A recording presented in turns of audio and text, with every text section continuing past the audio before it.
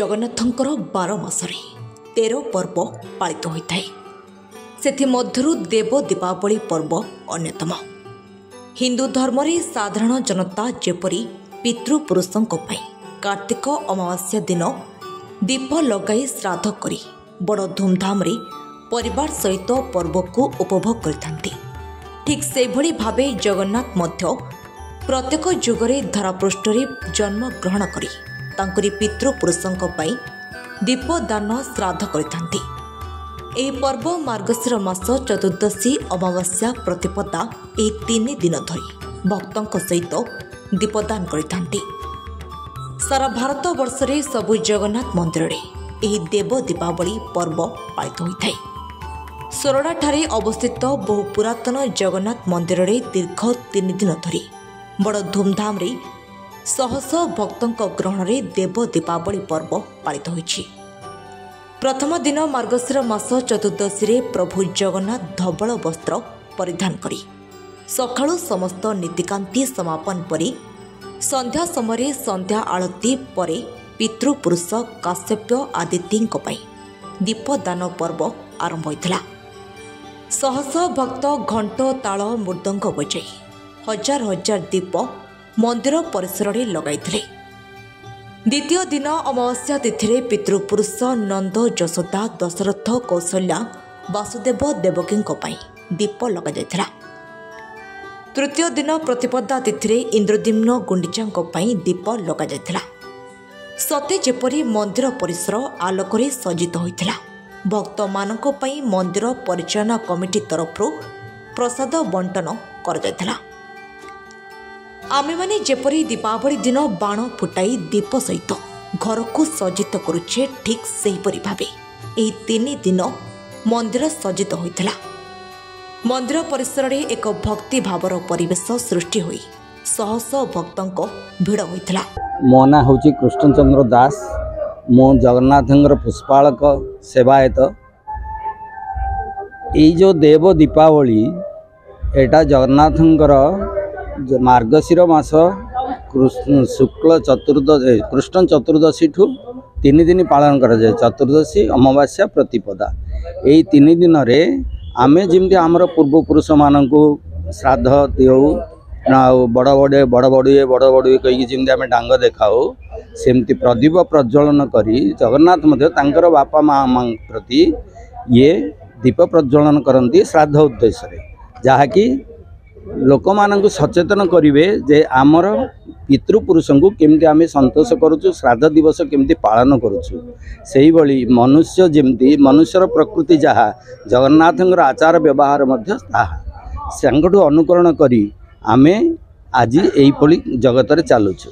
तेणुकरी मार्गशीर मास कृष्ण चतुर्दशी अमावास्या और प्रतिपदा यही 3 दिन जगन्नाथंकर बापा माँ उद्देश्य रे पालन करा जाए प्रदीप प्रज्वलन उत्सव आकु देव दीपावली बोली कहा जाए। प्रथम दिन अदिति आउ काश्यप यही 2 जन को सी प्रदीप उत्सर्ग करती। द्वितीय दिन रे तुमर कौशल्या दशरथ आउ ये नंद यशोदा एमती 6 जन को 6 2 8 आउ 2 जन रहिले 2 जन बापा को तृतीय दिन दियंती इंद्रद्युम्न आउ गुंडीचा। शेष दिन आज है शेष दिन देव दीपावली आज गुंडीचा आउ श्री इंद्रद्युम्न बापा उद्देश्य रे प्रदीप उत्सर्ग करिसंती। जय जगन्नाथ। एटा हमर परंपरा चली। मो ना हूँ उमाशंकर दास। सोरडा आमर प्राचीन आदिवासी आम जगन्नाथ सामना रे आमर घर जगन्नाथ आज गोटे पवित्र देव दीपावली बोली आम पालन करुचु। श्री जगन्नाथ परंपरा रे मध्य लौकिक आचरण अनुसार लौकिक विधि अनुसार जो कार्यकलाप चालू रही ता भितर एरिया गोटे पवित्र पर्व। आमे जिमिति आमर पितृपुरुष मानकु अर्चना करने बोली पितृपक्ष बोली गोटे थाए आश्विन मासर अमावास्या पर्यंत से भली जगन्नाथंकर पितृपुरुष को से अर्चना करते। आज शेष दिन पितृपुरुषों को स्वर्गारोहण विदाय देवा बेलरे ये दीप यात्रार परंपरा जगन्नाथ मंदिर रे चली। विशेषकर आमर ओडिशा रे सबु जगन्नाथ मंदिर रे ये पर्वटी अति सुरखुर पालन होची। 10-12 वर्ष पूर्व केवल विधि विधान अनुसार दीप प्रदान करा जाउथला। आजिकाली 10-12 वर्ष है युवक मानकर उत्साह क्रमे भक्त मानकर उत्साह क्रमे ये उत्सवटी बड़ पवित्र आउ बड़ सार्वजनीन होबार लगी। समस्ते अति आनंद अनुभव करुचंदी। देव दीपावली महत्व इते गभीर ताको आमे भाषा रे वर्णना करि परिबा नाही। आमर प्रथम दिन 3 दिन ये पालन हुए।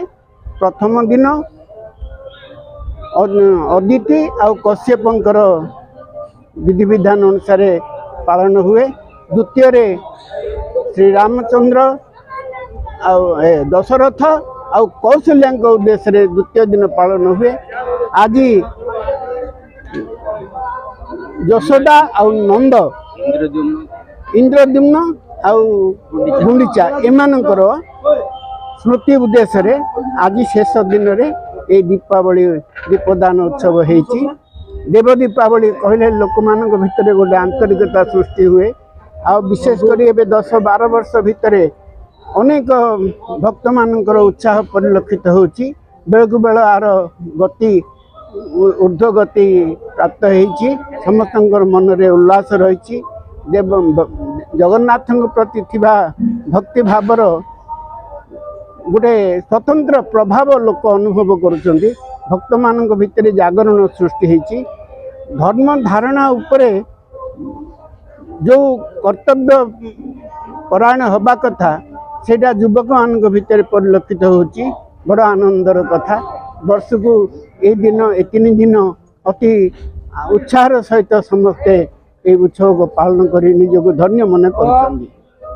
सोरडारू मनोरंजन अधिकारी रिपोर्ट, सकाळ खबर।